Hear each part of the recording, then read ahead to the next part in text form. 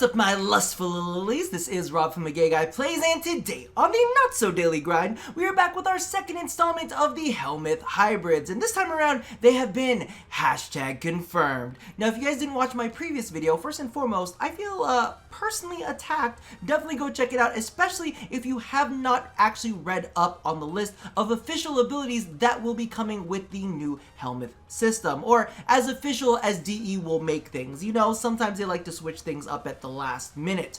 Regardless, I did manage to make it into a drinking game, so I think you should still check it out no matter what. However, after we saw the revised list, there were certain abilities that absolutely blew my mind. I was like, whoa, DE is being generous. And so I wanted to go ahead and revise the previous list that I made and toss a couple new Warframes into the mix. Now, first and foremost, there are a couple things that I wanted to address. I'm not going to be discussing Roar or Eclipse on this one, mainly because of the fact that they are power strength buffing abilities, and literally any Warframe that doesn't already have a power strength buffing ability might be a good one, especially if they're offensive to toss it on. So it's just kind of redundant to say, and I don't want to repeat it over and over and over again, even though there are some abilities that I am going to be repeating quite a lot. In fact, I just wanted to go ahead and title this video, Rob puts Defy on everything. Because as soon as I saw that on the list, my eyes just like bugged out and I was like, whoa, what are you doing, DE? So definitely one that I'm excited about. I did want to go ahead and kick things off with Loki, mainly because of the fact that I still don't really know what I want to do with him. I might actually just be really boring and toss on Pillage on one configuration and toss on Dispensary on another, just to kind of like really pump up his utility, you know? But I don't know, if you could think up something more interesting, not just like tossing Shuriken on him, because if I'm going to toss Shuriken on him, like, might as well just leave Pillage on, have some survivability, and have like AoE, kind of, you know, defensive strip for both shields and armor at the same time. Like, you know, I'm just, I feel like I'm being a very plain Jane when it comes to Loki. So let me know if there's anything that I might have missed down in the comments below. Moving on.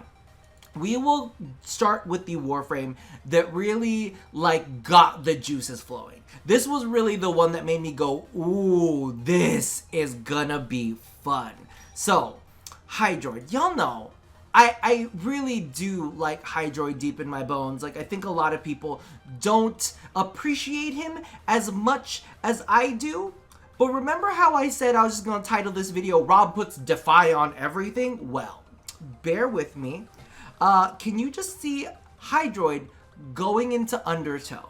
That's right, Hydroid going into Undertow, snatching up all of the enemies, popping out of Undertow, you know, maybe waiting a moment, then popping Defy, surrounded by all of those enemies, and then doing scaling damage to them outwardly? Tell me that would not be so good. I mean, like, I'm gonna be honest with you, this might end up just being something that's fantastic in the simulacrum, and when it comes to actual practice in the wild, it may not be as great, but in my head, like, it'll give Hydroid a nice boost of survivability, especially because Defy is also a bit of an oh shit button, because you do get that invincibility phase in it. So part of me is like, you get invincibility phase, you get bonus armor, and then you can sink back into your Undertow to heal up any damage that might have hurt you. It's just too good. It just does my heart real good. Now let's move on to another person who I think is like highly underappreciated. I just have so much fun with him every time I use him, and of course that is going to be Atlas. Now, because of the fact that, you know, the Defy thing on Hydroid was slightly memey, I kind of wanted to go ahead and start one up with the memes on the Atlas. So, as you guys know, he's got his Rumblers. But why not also give him Sand Clones, right? Why not a couple Sand Clones in there and toss some Desiccation in? Right? Like, you can go ahead and activate some melee finishers. You can toss on Arcane Ultimatum on him to really beef up his, what's it called, armor stat. I believe it's 1,200 for 45 seconds when you perform a finisher. And then also create Sand Clones on top of your Rumblers. Right? Plus, sand is just kind of eroded like rock anyway, so it totally fits the theme. In fact, in my notes, it just says all the babies.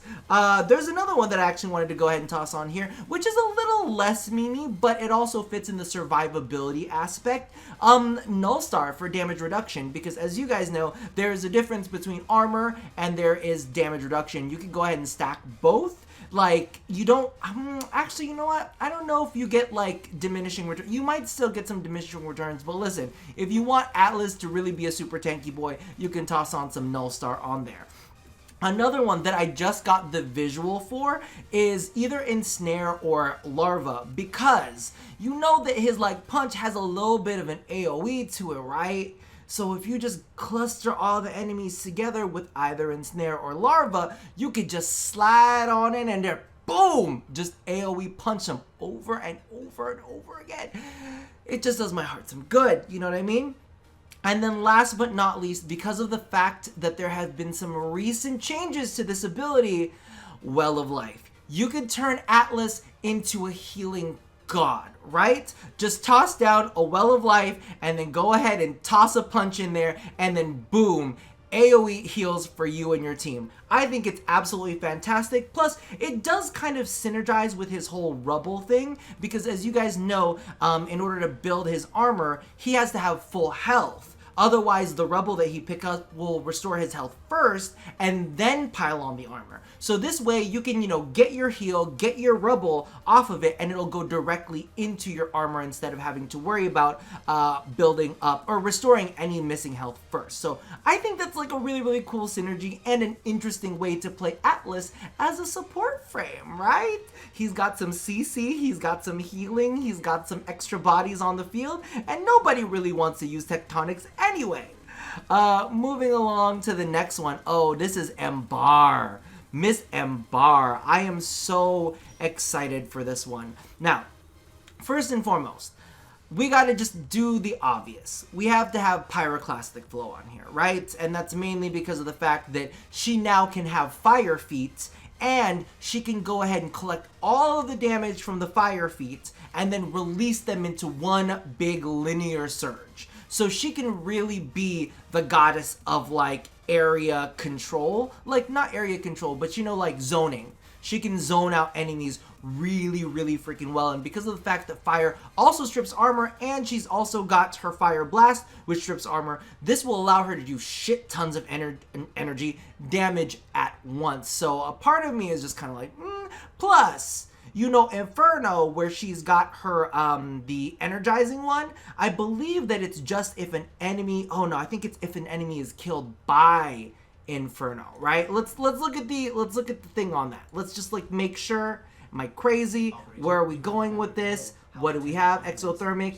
Enemies killed while under the effect. Okay, that changes shit. Okay, enemies killed while under the effect of Inferno. So all they gotta do is have that ability on them, then you do Pyroclastic Flow, and then you kill all these enemies in line that have been affected by Inferno. Boom, boom, boom, lots of energy. Just putting it out there. I just telling you, listen, it just comes to mean waves, okay? Now, the one that I think is actually probably the most practical and the most boring, but also it's just good, is Pillage. Okay, so this, of course, restores shields, strips enemies' defenses, also kind of goes with Fire Blast, so just layer them, why not? Like a nice little cardigan on a fall day, right? I'm waiting. It's 109 degrees out here today, and it's ridiculous. But the thing that I like about that is Pillage restores shields, while healing Flame from her Fire Blast will restore health. So she's got different ways to keep herself alive. Definitely like both of those. Let's go ahead and move on to another offensive powerhouse. Oh! Okay, I'm gonna mention the other thing with this thing. I'm sorry, I'm a little bit sloppy. I got off of work. Rob is tired. What are you gonna do? Give me a little bit of a break. Okay, so this next one, I got really, really juiced about. Mainly because of the fact that I had to double check some things, and I still want to playtest it. But yo, Sarin. I don't really love Molt. Molt has never been a thing that has really like called out to me as something that I need. But I did want to put out a couple things. First and foremost, if we want to be Mimi, because she definitely kind of reminds me of the whole Gorgon theme, we could hit her with a little bit of Petrify.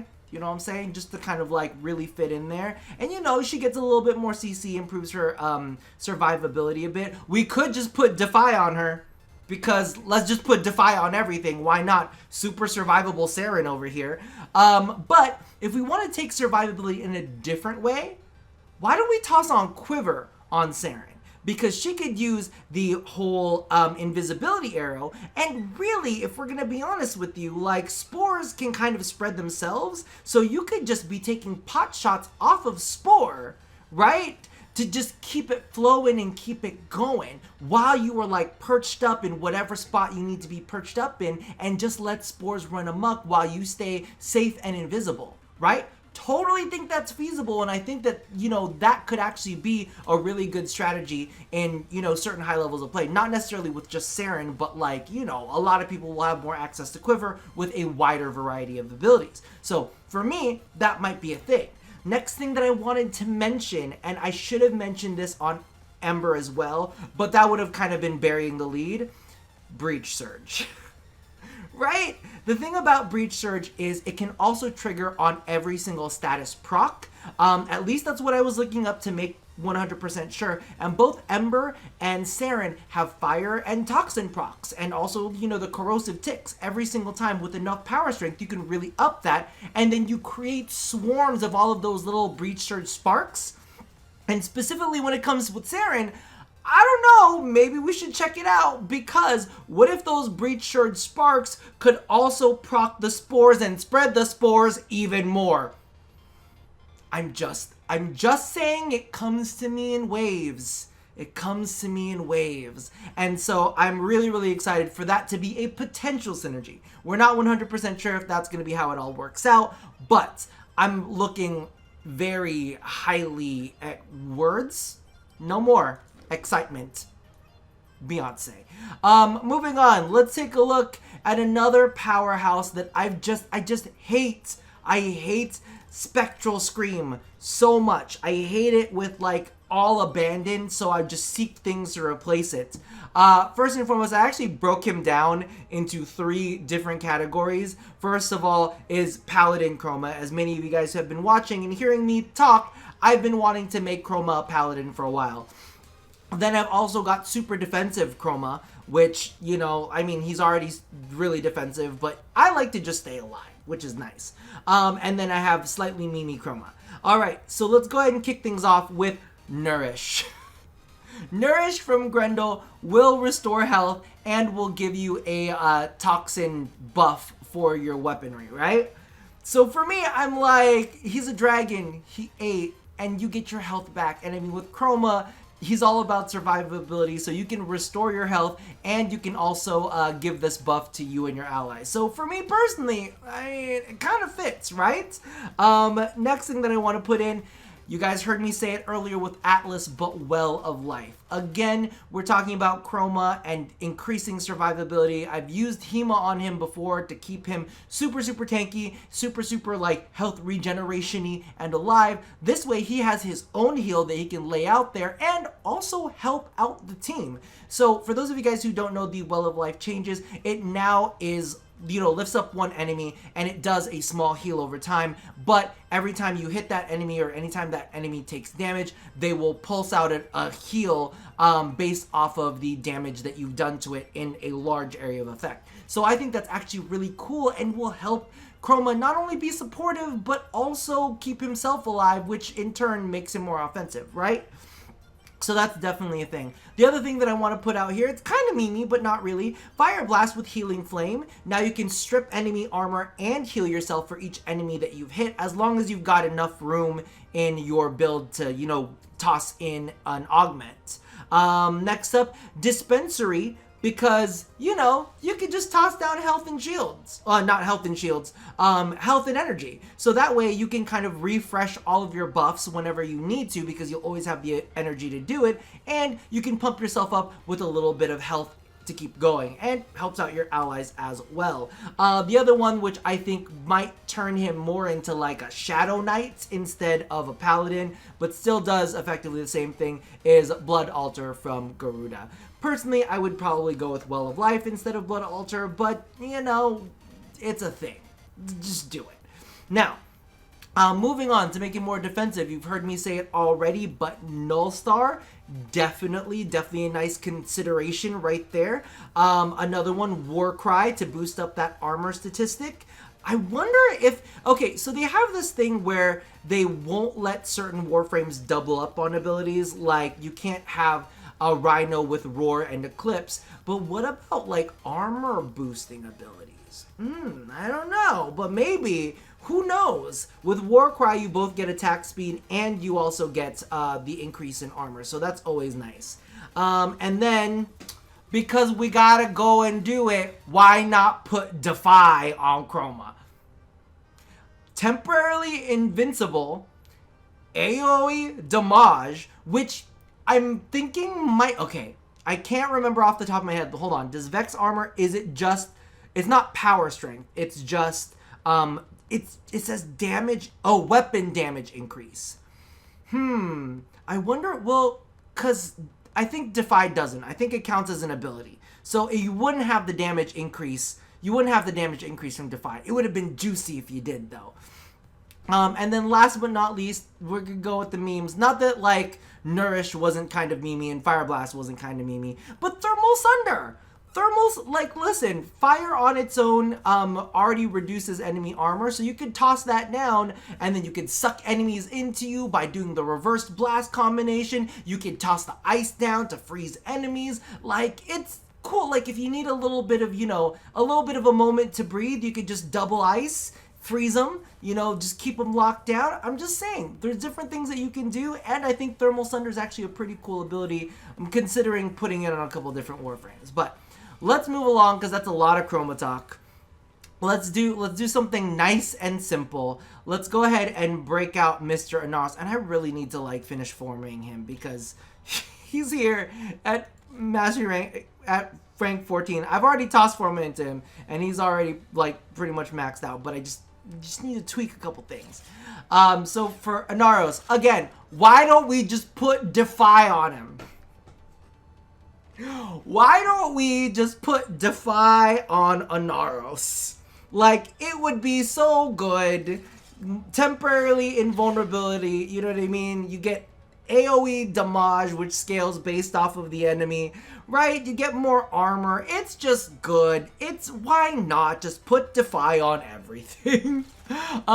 Next up, you know, Defy aside, one of the things that I thought might be cool to cross over, because it's also kind of memey, but it might be cool memey in its own way. But Elemental Ward, like, we have Chroma, which is a super survivable Warframe. Why not take one of his abilities, and we could toss on an Ice Inaros, or we could toss on a Fire Inaros. Fire Inaros would give him even more health than he already has, which is kind of ridiculous. Ice Inaros would boost up his armor, and here's the thing about it. One of the things that I feel people forget about Ice Elemental Warding is you also reflect bullets back at your enemies, and you have a chance to proc cold. So now you're actually able to slow down enemy movement at the same time. So me personally, I'm like, that's kind of cool. I think that that's kind of cool because you get a little bit more CC. Not that you need more CC, but I'm just saying it's an option. It's a thing you can do. So I highly suggest, you know, checking those out. I think it's kind of fun. But is there any other interesting thing that you might want to put on Inaros? Because those are really the ones that like rise to the top for me. You know, you could toss Null Star on him as well. But really, that's kind of the bag, right? Let's go ahead and move on to our last one. And this one had me crunching a couple things. Necros. Now, I don't really like to fuck around with Necros' build too much, but my brain started turning. First and foremost, why not just put Defy on Necros? Why not just put Defy on Necros? You get the bonus armor, and then you also get Shield of Shadows and the health conversion stacks that I personally have on my build. So now he's just crazy tanky Inaros, right? Not Inaros, he's just crazy tanky Necros. He's just gonna live forever and be able to keep pumping out more babies. However, maybe we just want to have more babies, right? So why don't we just pick up Desiccation and we can have the Sand Shadows as well. Here's my current build. I may need to tweak it, but this is what I'm currently running with, and I am happy with it, all right? So don't go judging me. But I did the math. If I drop Arcane Pulse and I put on Arcane Ultimatum, right? So that's 1,200 armor for 40 seconds. I don't have to worry about picking up health orbs to be at full armor, right? And then I have Shield of Shadows for even more defense. But instead, we drop health conversion. We put on what is it called? The Pact of the Sand, the one that makes more sand babies. So now we got sand babies. We also got all of the shadows. So we got Shadows of the Dead. We got sand shadows. So it's just shadowy all around. Or maybe I could just pass up the sand shadows, drop health conversion completely, have the Arcane Ultimatum on, and toss on what do you call this? Adaptation.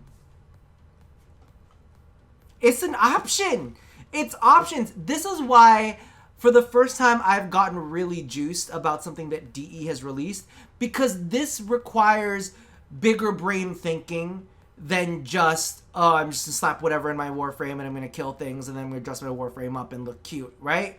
This requires you to really think and really want to tweak your builds. And I love brewing, not necessarily that like I'm gonna brew up the best builds for Warframes I don't give a shit about. But you guys know the Warframes that I give a shit about, I really give a shit about. And I will go and test builds and I will play around, and it does make me really excited. So when I'm sitting here crunching armor numbers, and I'm like, ooh, this is exciting, that's the kind of shit that I'm looking forward to. This is the kind of stuff. Now, is this what's gonna save Warframe?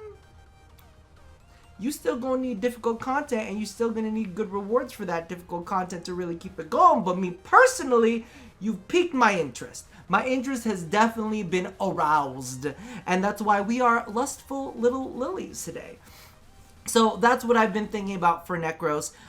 We're just gonna close it out on the fact that I still don't know what I'm gonna do with Miss Tatiana either. I have a feeling that I'm probably gonna be boring and just put Pillage on her as well.